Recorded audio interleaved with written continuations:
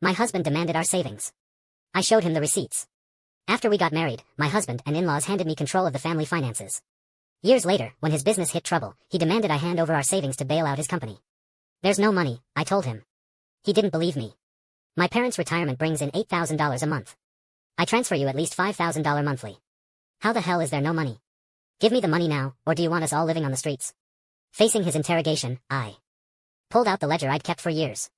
Chapter 1. At dinner, my husband Marcus shoveled food into his mouth, talking between bites. The company's waiting on a payment that hasn't come through. I need to use our joint account to cover things temporarily. Give me the card after dinner.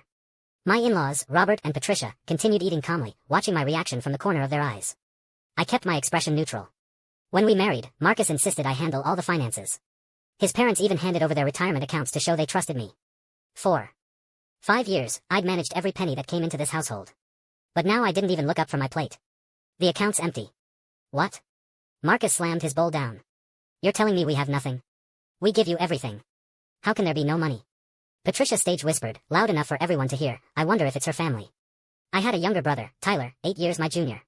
He was getting married, and his fiancée demanded a house before the wedding. My parents weren't wealthy, their only achievement was having a daughter with an Ivy League degree. They'd visited several times asking for help with Tyler's down payment. Patricia had been home during one visit. After I'd shown them out, she'd said casually, now that you're married to my son, you're part of the Mitchell family. Don't forget where your loyalties should lie. I hadn't taken her seriously then. I never expected her to bring it up now. Marcus frowned at me, clearly aware of the situation. Did you give our money to your brother for his house? Are you insane? That's our entire savings. You gave everything to Tyler. What about us? What happens when we need it? He grabbed my wrist. We're going to your parents right now to get that money back. Unless you actually want us homeless. I yanked my hand away. I can give you the card. Check for yourself. I didn't give them anything. Marcus took the debit card, looking uncertain, then stormed out to check the balance. He couldn't believe that tens of thousands in monthly income had vanished without a trace.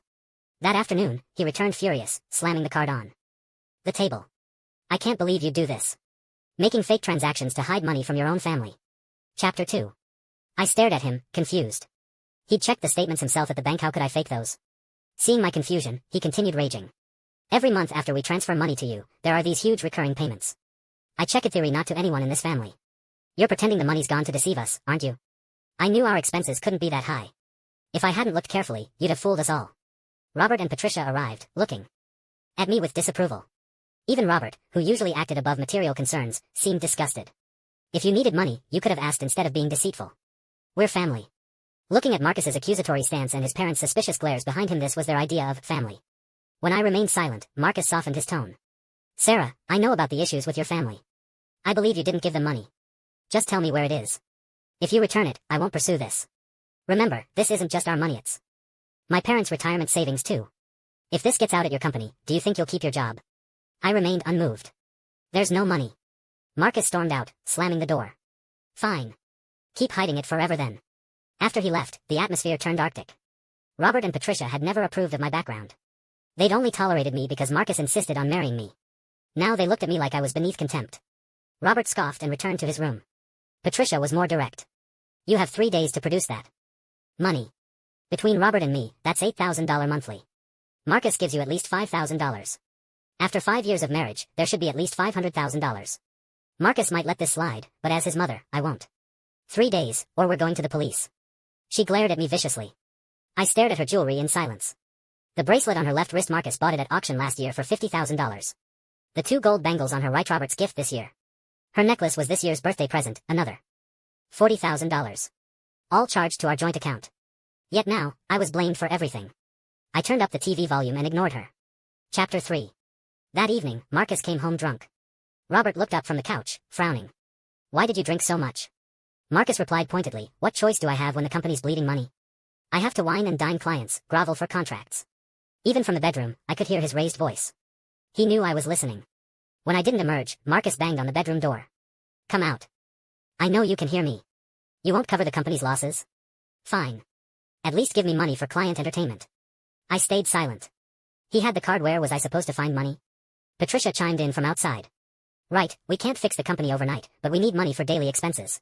Robert and I got our retirement checks last week, $8,000. Don't tell me that's gone too. I sighed deeply and opened the door. What money? You transfer it to the account, I gave you the card. You think I can materialize cash from thin air? Marcus's bloodshot eyes blazed with anger. He laughed bitterly. Fine. You want to play dirty? Don't blame me for what happens next. The next morning at work, I discovered what he meant.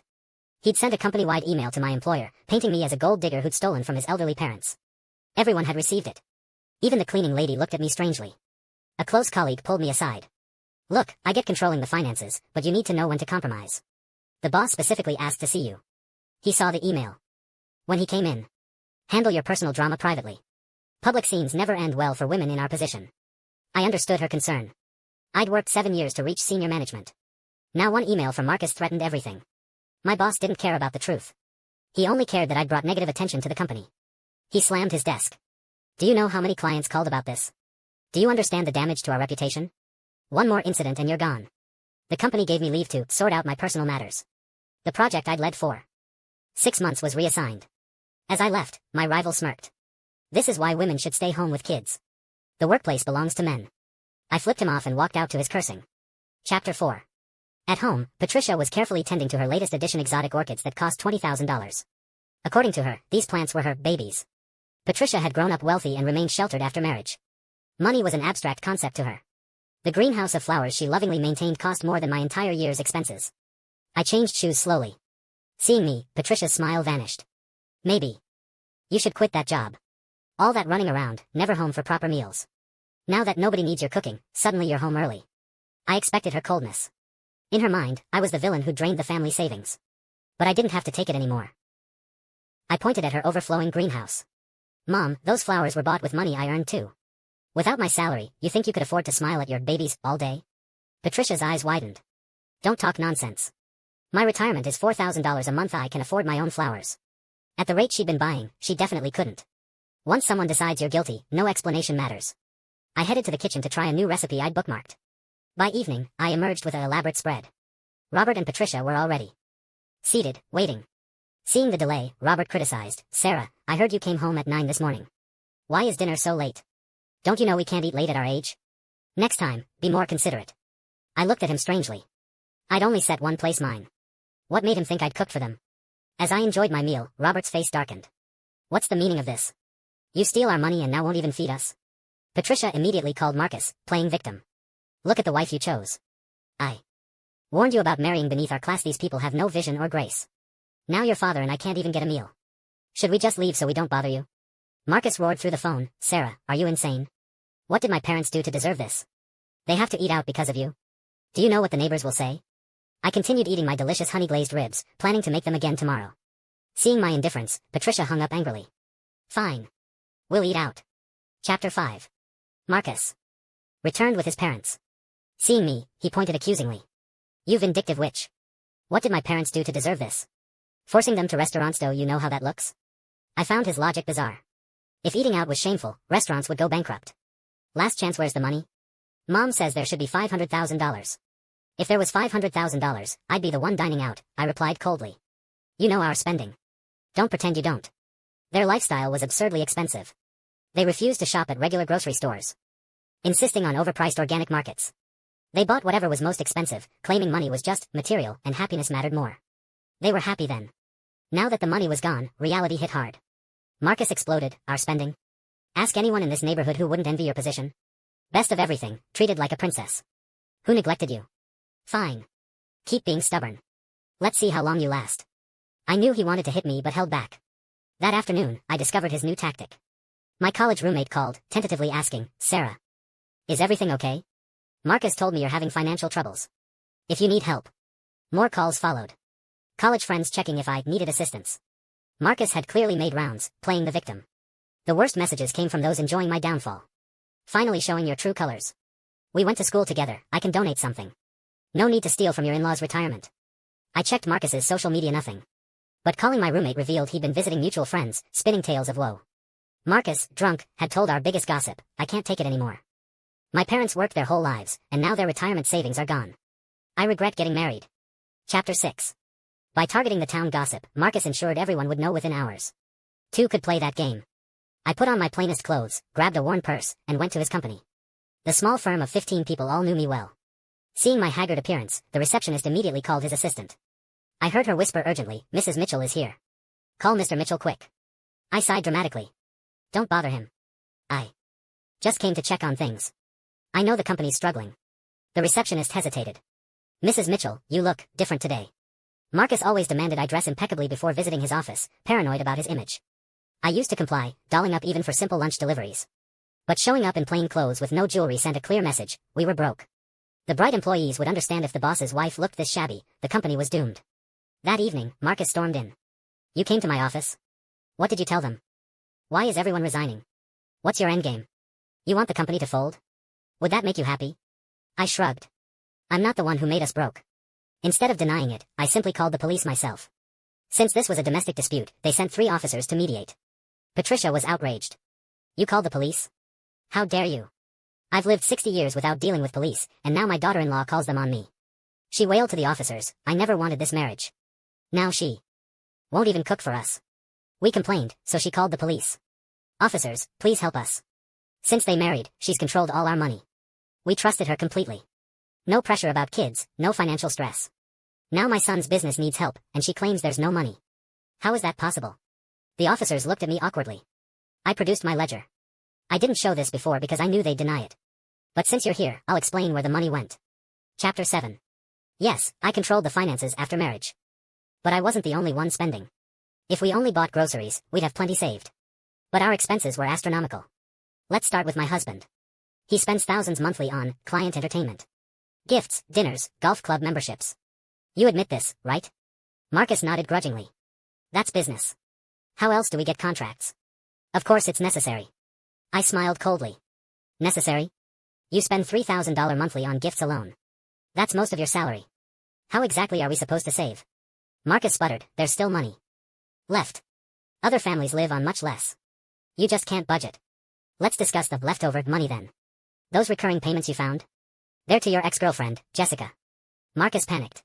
That's not true. I turned to Patricia. She despised Jessica even more than my familiar waitress with no education. She'd threatened Marcus to cut contact completely. Patricia's face darkened. Is this true? You're still sending that woman money? Seeing Marcus's guilty expression told her everything. I told you she was trash. What decent woman takes money from a married man? You promised me you'd cut her off. Marcus argued back, I did what you wanted and broke up with her. Don't I have any autonomy now? I calmly asked the officers, my husband uses marital assets to support his ex. Can I sue to recover this money? The officer nodded, surprised. Absolutely. Marital assets require both parties' consent for major expenditures. Chapter 8. Robert coughed, glaring at them both.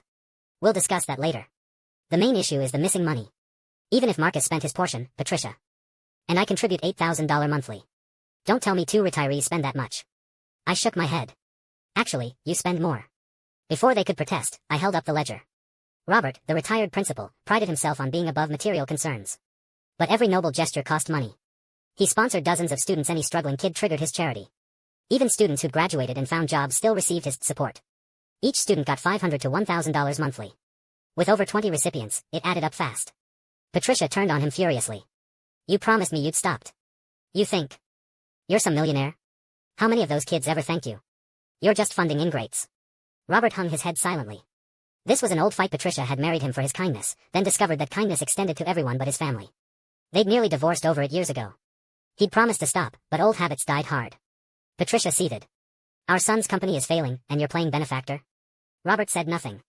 But I remembered his reaction when I'd first suggested cutting back. Dad, the account's running low. Maybe skip the donations this month?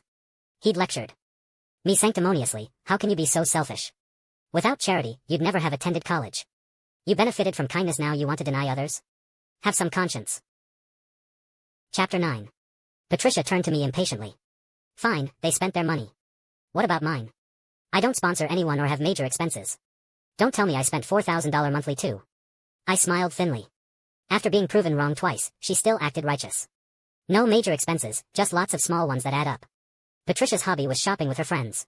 By her logic, she'd sacrificed in youth and deserved compensation now. Jewelry, designer clothes, handbags, if she liked it, she bought it. Impossible.